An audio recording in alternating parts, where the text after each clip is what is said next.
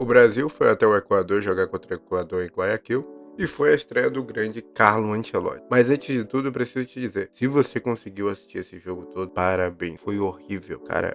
A seleção brasileira realmente não fez nada. Não conseguiu jogar, não deixou jogar, mas conseguiu um bom resultado para o início de trabalho.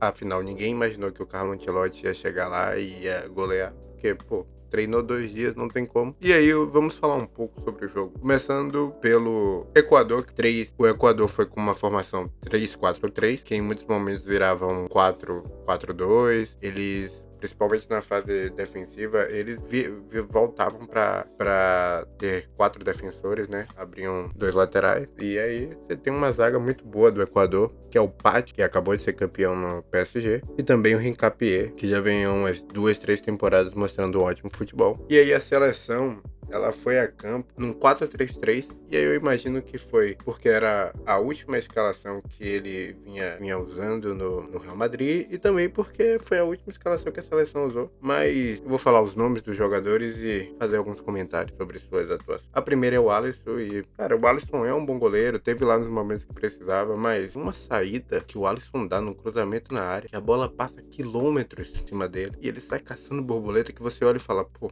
não é possível que é o mesmo jogador. O Liverpool tem alguma coisa de errado aí e eu não sei. O Wanderson, que é um lateral que eu gosto, que faz um bom campeonato francês pelo Mônaco, já 2 temporadas vem se destacando. Mas, cara, o Wanderson tentou, o Wanderson não conseguiu sair com a bola, não conseguia fazer uma dobradinha que teve, não conseguia acionar o meio de campo, não conseguia marcar, não conseguia atacar. Teve uma oportunidade que ele recebe para fazer o gol, parece que travou o sistema operacional do Wanderson. O Wanderson não fez nada na frente do gol, perde a bola e é inacreditável. Aí veio o Marquinhos e, pô, não tem o que falar do Marquinhos. Uma partida boa do zagueiro, né? Não, o time do Brasil não sofreu para defender, até porque o Equador não atacou. E uma das maiores valências do Equador não é o ataque. Então o Marquinhos foi muito bem e para mim o melhor jogador e foi o Alexandro. O Alexandro, zagueiro do Lille, fazendo sua estreia, mostrou que, pô, é um cara diferente, é um cara que sabe o que tá fazendo, que é um cara que vai para cima, que tem um bom lançamento, um bom passe, um bom ataque, um bom desarme. Pô, melhor jogador que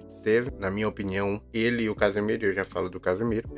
E aí veio o lateral esquerdo, que era o Alexandro, tá no Flamengo, e, cara, o Alexandro tava lá porque é um cara experiente, o Ancelotti já conhecia de anos de Europa, muitos anos de seleção. Não foi bem, mas também não foi mal, não criou muita coisa, não fez muita coisa, pegava a bola, devolvia a bola muito pro zagueiro, não fez o jogo andar. Então o Alexandro não foi muito bem. Mas aí temos o Casemiro, e pra mim, ele junto com o Alexandre foram os 2 melhores, ou os 2 que ainda se salvaram nessa seleção, porque hoje foi difícil, cara.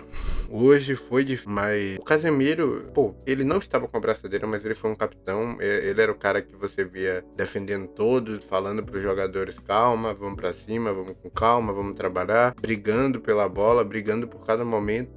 Teve um momento que teve uma oportunidade de chute ao gol, e aí não tomou a melhor decisão, bateu um pouco mais colocado, bateu bem, mas faltou um pouco de potência, que é o que nós esperamos do Casemiro nesse quesito, né, de finalização. Ele é um cara que ele chuta de forte, chuta bem forte de fora da área, mas não foi dessa vez. E aí vamos pro Bruno Guimarães, e eu não sei o que falar do Guimarães. O Bruno Guimarães é um bom jogador, eu gosto dele, eu gostava dele aqui no Atlético Paranaense, gosto dele no Newcastle, mas, cara, não teve nada.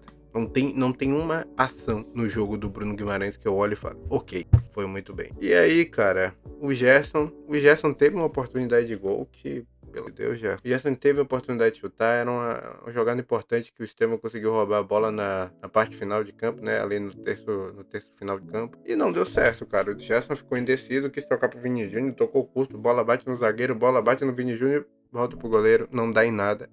Talvez, foi a melhor oportunidade de gol que o Brasil teve no primeiro tempo, já no meio do primeiro tempo, né? Eu acho que 21 minutos, eu acho que é o momento que chega, mas não deu em nada. O Estevam, e aí é uma coisa minha. O Estevam não fez uma baita partida, mas o Estevam foi um cara que tentou algo diferente pela seleção. E, pô, o Estevam tem 17 anos, ainda é um garoto. E eu acho que no final, no frigir dos ovos, foi um bom jogo. Com todas as limitações, não acho que tem que ficar chamando o cara de Cuiabá nem nada disso. Aí tivemos como centroavante o Richarlison. Gosto muito do Pombo. Pombo muito gente boa, Pombo muito humilde, mas não dá. Não tem como defender o Richarlison hoje. Ele não conseguiu fazer nada. Ele furou uma bola. Começo primeiro também. Deus do céu, Richarlison, cara, você, pô, foi bem na Copa do Mundo, mas o Richarlison não vem desempenhando futebol. E é aquilo que eu já tinha dito antes. O Ancelotti chamou caras que ele confia, e o Richarlison é um deles. E eu não vejo o Richarlison no ano na seleção. Vejo a menos que volte a jogar um futebol que já apresentou. O Richarlison tem as limitações, mas é um cara esforçado, é um cara que consegue. E aí eu vou ter que falar do Vini Júnior. Cara, o Vini Júnior jogou melhor do que já tinha jogado, mas não é o que eu espero do melhor do mundo. Cara, tem que melhorar. Tem que melhorar. Tentou alguma coisa a mais, não deu. A seleção como um todo não jogou bem, mas eu espero mais. Espero que seja um cara mais incisivo. Vini Júnior, se não me engano, tem 6 gols pela seleção. Pô, já tem 24 anos pra 25 anos. Tá na hora de ser o cara que a gente espera, que é no Real Madrid. Não é possível que toda vez o Vini Júnior vai sentir a pressão. Não tem como.